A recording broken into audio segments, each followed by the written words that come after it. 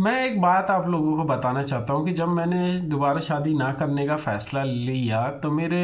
जीजा जी ने मुझे कहा कि तो अगर तुम शादी नहीं करोगे तो तुम्हें समाज से काट दिए जाओगे, तुम्हें समाज एक्सेप्ट नहीं करेगा।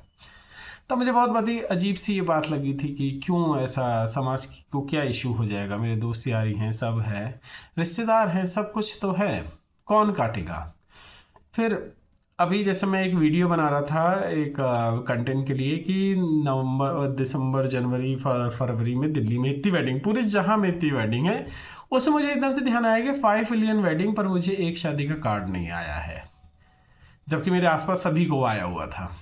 फिर मैंने और ज़्यादा ध्यान दिया तो मुझे याद आया कि 15 साल से मैंने कोई अपने घर की शादी अटेंड नहीं करी है और मुझे 15 साल से कोई शादी का कार्ड नहीं आया है। और रही बात कि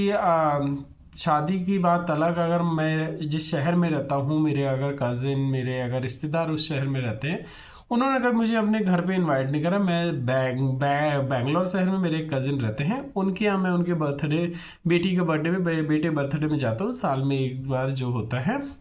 उसके अलावा मुझे किसी भी रिश्तेदार ने, जब भी मैं उस शहर में रहा हूँ, कभी भी उन्होंने मुझे अपने डिनर, ब्रेकफास्ट, लंच पे कभी इन्वाइट नहीं करा है।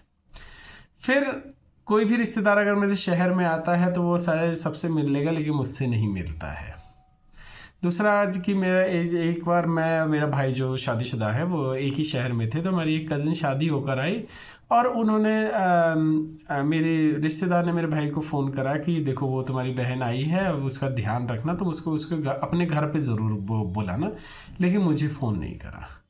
अगर उनके घर पे भी अगर किसी का फंक्शन होता है, बुलाया जाता है, तो मेरे भाई बहनों को ही कॉल जाता है, मुझे कोई कभी भी कॉल करके बुलाता नहीं है।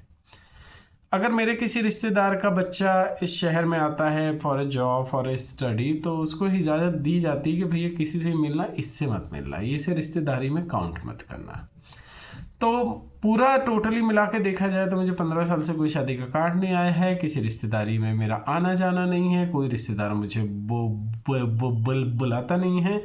आई थिंक मेरे बाद मेरा किसी से कनेक्शन कोई रिश्तेदारी में है नहीं।